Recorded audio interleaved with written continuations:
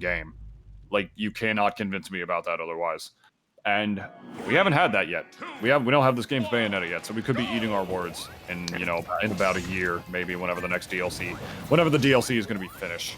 And hopefully we don't. And we just get a character maybe of a similar style. I do like the Bayonetta game's look overall. And I like Bayonetta as a character. I think she's a really good idea. I just didn't like that she was absolutely disgustingly busted. Oh, of course, of course. I mean, you know, put Paper Mario in, but then, like, whatever, he's the lightest character in the game because he's literally paper. It's literally paper.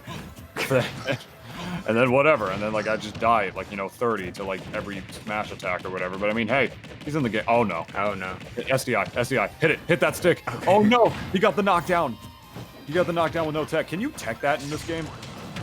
Knockdown? Yeah, I believe so. You can tech almost anything. You can tech footstools. Yeah, I was gonna say, because I remember specifically in Smash 4, if you got, like, knocked off a platform, like, off of a jab block or whatever, or if you just got hit off of it with no hits done, rather you got hit off of it out of, like, a tumble, it put you into like a footstool state, and you couldn't tech. Yeah, I remember watching, like, I don't know, like Pikachu labbing stuff where you would do like jabs to knock off and then lead that into a jab lock. Smash 4 Pikachu was a very unexplored character, but nevertheless a very solid one. Meanwhile, Wolf is almost... I mean, both of these characters are kind of the opposite end of the coin. While Wolf is a very explored character, almost to a point where his meta for a while was deemed to be solved. Villager is just kind of not. Like, there's like, what, 2 really solid Villager mains? It's like Kept and Panda... Pokelam. Panda Bears, Bobby Wasabi. Oh, right, I forgot Bobby. He's so well... He plays enough. Not as often. Like, he does a lot of speedrun stuff now, as well as, like, a lot of content creation. He's gone on a different path, but his Villager, I played it at Smash and Splash. It was nasty. It's still nice. It's still nice. It's still pretty nice. But it's still very nice. He's still got the fundies working, but it's hard to like, if you're assuming the players are on an even basis, as all matchup charts do, it's hard to madman be Wolf.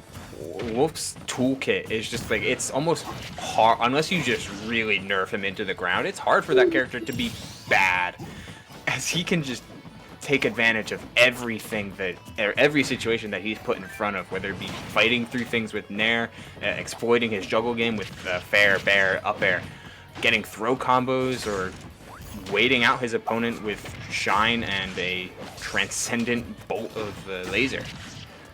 Can we talk about Villager off the top, though? Oh, yeah. Off the top to Wolf up air. I don't think I've ever seen that move kill off the top. Not a sound. Wow. And everything that's going on right now in this matchup is exactly what I theorized was going to happen at the beginning. Like, Wolf is just holding down the neutral so solidly, beating out, like, you know, Villager's approaches with the neutral air and whatnot, and with dash attack, and just also comboing him to shreds off of these nairs. Picking him apart with that neutral B, you know, like, with the laser. It's obviously, yeah, that's something Villager can pocket, but only if he's prepared to. And then at the end of the day, what's he going to do? Throw it back? Panther could just shoot another one, and it'll clank. Well, actually, no, it won't clank. OJ Styles, like, might beat it out since it'd be stronger since it's a pocket, but... No, they would phase right through each other. They're both transcendent.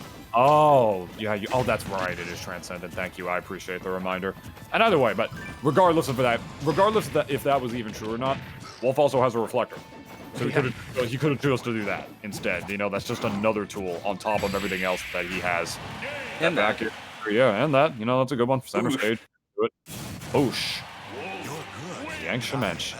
It's hard to really play around Wolf especially if you're playing not one of those higher tier characters that has like dedicated Wolf stuff or a dedicated combo game, because Wolf and Palutena I would attribute as just 2 of the characters that just do so well against so many of the mid tiers, and they quote unquote negate a lot of characters. And man, like, Villager is just one of those characters that can get eaten alive by the juggle game and the pressure and the, like, just consistent offense that both of those characters can provide, to the point where you're fighting an uphill battle right from the go. Mm-hmm. And I don't know about any other characters from OJ Styles. Is that a thing? Does he have any other characters? Not that I'm aware of. I can look it up. Okay. Well, we'll find out. We'll find out if he decides to counterpick, but I don't think that's going to be the case. I think they're just stage counterpicking right now. Well, while he's got 182 games of Villager set up, yeah, this is what I mentioned. He does have 11 games of Ike registered on SmashData.gg. Well, there you go.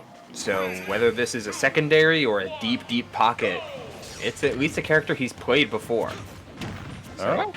whether he'll test the water, see how it works. Yeah, let's find out. This could be really scary if he gets forced into an ether off the level and he just decides to nair off the top. I mean, does Ike's ether sort of function like Chrom's, where there's no hitbox on the way up? No, Ike's is a little bit different because while Chrom holds onto his sword but has a longer scoop, but Ike throws his sword up, then jumps to reach it. So there is a hitbox spraying at the top. That's what I thought. I don't know why I was blanking on that for a minute. Thank you, Booble. You're the best. I love you. I love you too. No. No. Nani? Nani? Whoa. I will mention. Oh my god, got a little real for a minute. I will mention to distract from whatever happened there. Yeah. Panther, prior in this tournament earlier, had pulled out the Ike in early rounds. So whether while it may not be as practiced, I've never actually watched his Ike play. He at the very least knows what the character does, and therefore knows what to look out for on a more in-depth level than just basic Ike counterplay. Not to be dumb, but did you mean OJ Styles? No, I meant Panther. Panther plays Ike as well? Yeah, Panther had an Ike. I saw it in a couple of the early rounds in the Smash GG. Well, what do you know about that? What do you know about that? I don't know much about his Ike, but I know that it may not be as crispy. OJ Styles has been playing this pretty solid. He's been utilizing some of the Ike buffs to greater effectiveness. Things like looking out for positions to get down tilts, not relying too hard on nair. The Aether buffs, as we saw a couple times earlier, that move's crazy. So Yeah. pretty solid. Broke through like twice already in around Panther's first stock. He just sort of like upbeat through a lot of his options. Tried to do it again right there with the grab, but of course that's a grab that's going to beat out whatever the attack is. Of course, if you time it right. Yeah, so far, I mean, he's not only doing a better job contesting, he's doing a better job holding down this lead with Ike. This counterpick is really, not trying to count the chickens before they hatch, but it's working out pretty well for him so far, and I don't think it has anything to do with the range or the distance of the sword or whatever. I think it has more to do with the invincibility of that uppy and just the overall neutral, if you would. I feel like Wolf just has such an easy time beating out a lot of villagers' options, what with the high priority of his neutral air and his aerials and whatnot, just his overall insanely strong kill power. But now, OJ Styles is playing a character that he can contest that kill power with, as well as keep a little bit of distance against Wolf with that sword and edgeguard him decently well. This is looking like a pretty, at least in this particular player matchup, if you would, this is looking like a pretty good choice for OJ Styles. Yeah, at the very least, it's given you enough it's given me and hopefully OJ Styles enough confidence that the Ike is gonna stay for the rest of the set, barring like a 3-stock in a later game, should there be more than 3 games. But I mean, he's up a whole stock at this point, and aware of that mix-up, that's at least something. But the dash attack, not quite yet. It's looking like there's going to be more than 3 games with the way OJ Styles is playing. There's going to be more than 3 games. This might go the distance. Yes, as Roger Bart once sang to me as a child. Caresses your cheek and see as a single tear falls. Well, no, he was the voice of he wasn't the voice of Hercules in the movie, but he was the singing voice of Hercules. Right. Yeah. It's like a couple of Disney movies had that, like Simba in The Lion King. Like Yeah. Matthew Broderick was the voice, but I can't remember who is his singer. Yeah. It was not in the sequel, though. Fun fact. Might have been some Broadway guys. Yeah, because Disney sequels were terrible back then. Like, those animated Disney sequels. Like, yeah, the direct-to-DVD sequel, which I have opinions on many of them. But Yeah. Matthew Broderick did do the singing in The Lion King 2, the animated Really? one. Yeah, He did the singing in the second one, but not the first. but not the first one. That's so weird. Yeah.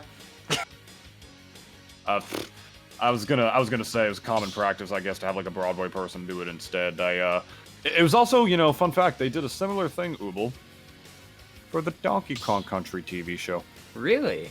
Yeah, Weird.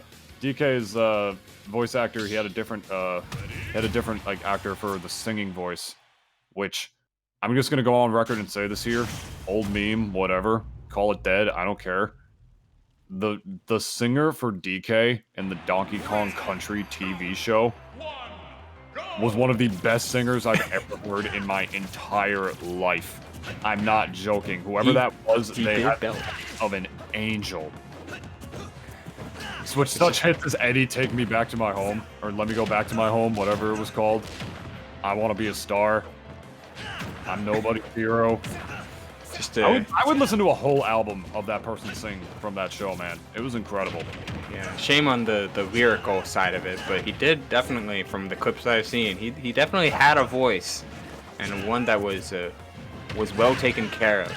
Yeah, and like all the other characters, they sung like actual like cartoon characters, and they sounded so stupid and like cliched and like hard to listen to as that up smash takes the stock. But then DK's voice, for whatever reason, just this frickin' Adonis. It sounded like a god. It was ridiculous. And I don't know, speaking of Adonises, the Fox is back out on the part of Panther. The mixing is back in, to say the least. And this is going to be interesting. My first guess, I gotta say, before I ask you what your opinion is, Ubel, Right.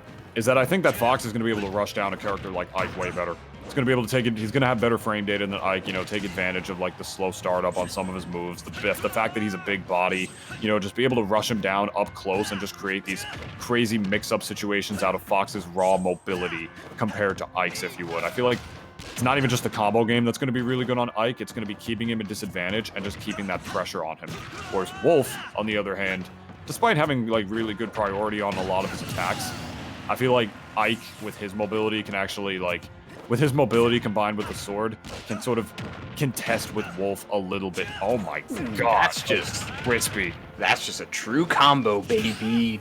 You know, like a character is hype when you look at their true combos and you're like, yo, that's hype. That's sick. Like, Yeah, well, like, sick. I love it. Like I'm of the same opinion, right? As that's real. That's a real thing. That's a 3-stock. It's a tech situation, but yeah, that's just real. Fox is one of those characters where there's plenty of characters. Excuse me. Let's start from the beginning. Coverage and strings that last a while, where you're constantly like the player gives you a chance to guess and gives you a chance to get out of it, but then you're able to guess that follow up and continue the combo, continue the string. That's what's always going to be the most hype thing about most fighting games, not just the raw true stuff, because the true stuff eventually becomes the bread and butter. But Fox's true stuff is, in the same way with like Sheik's true stuff, is hard. Like it gets difficult. Well, like because the back air that he got, it was, what is it, Nair down tilt back air up smash. He needs to attack cancel that back air, then pivot around again in order to finish the combo with an up smash. And the drag down fair, like that's oddly difficult because of how like rising. You have to rise with the fair, then fast fall late in its lifespan in order to lose the final hit. It's like it's technical, and that's what makes it interesting. Mm-hmm. Yeah, like, and I like the counter pick here, coming back from OJ Styles back to the villager here. I knew that this set was going to become a counter pick war after that last game for sure, because like you already mentioned, you know, Fox, one of the reasons I feel like he did so much better against the Ike rather as the Wolf from Panther It's just because Fox was able to keep that pressure on, not just as the rush down, but in the combo game. Like, he had these, you know, really high damage, stringy hits against Ike, whereas Wolf was sort of hit him once or twice, do his Wolf thing, get his down throw, do his dash attack to the laser or whatever, and then reset neutral. And therefore, it just gave Ike a lot more opportunities, if you would, a lot more chances to reset the situation and to sort of contest, if you would. Because he hit him with his combo, then it was over, then it was Ike's turn. Fox is that kid at the playground that, like, keeps taking his turn over and over again. That's him. Like, it's his turn always. He's the one who combos you. He hits you with this long stringy combo. And then guess what? He keeps trying to hit you after that. It's not done. He's going in as if the combo is still true when it's not true anymore, because unlike Wolf, Fox is a rush down character. And that is exactly what Panther recognized that he needed against that Ike right there to neutralize it completely and get that 3 stock, as the up smash is going to take the stock over OJ Styles and the taunt with the confidence. I noticed he only taunts with Fox. This is like where he sort of gets the confidence out, and I think the fact that he only taunts with Fox, the vibe I'm getting right now is that he knows how aggressive Fox can be, and he knows how annoying this character can be with his pressure up close. He knows with Wolf, he gets a couple stringy hits and that's it, you know, then he just goes back to being an oppressive, you know, neutral monster, if you would. Whereas with Fox, he can be really annoying and in the meat. So you already get tilted fighting against that, and the taunt is like that icing on the cake, if you would. I think that's why he's specifically taunting with Fox and not with his other characters. That's the vibe I'm getting.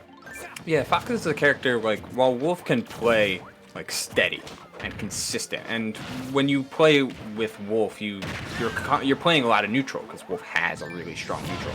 But Fox, you need to play with, like, a confidence. You need to have a confidence. You need to be like, constantly pumped up when you're playing Fox, just to keep going, keep up the pressure, keep up the momentum. Like, not just you can't hit the brakes just because you're up 3 stocks to 1, because then Fox will, like, things will just stop working and you won't be able to play as effectively. Like, you need to keep that momentum going and you need to keep that energy high, and it's just part of the way to play Fox. And you consider, like, the other premier Fox main, like a Light or Passeraman, they don't turn off the jets. They're just make sure that their offense is even more crispy. Yeah. It's like they're pouring oil into the jets while they're already on. Yeah, like, you just gotta keep going. Because if you stop, then that's when you're opening up the other player to consider a way through your offense, giving them time to think, giving them time to put Fox off stage and exploit his weaknesses. Oh.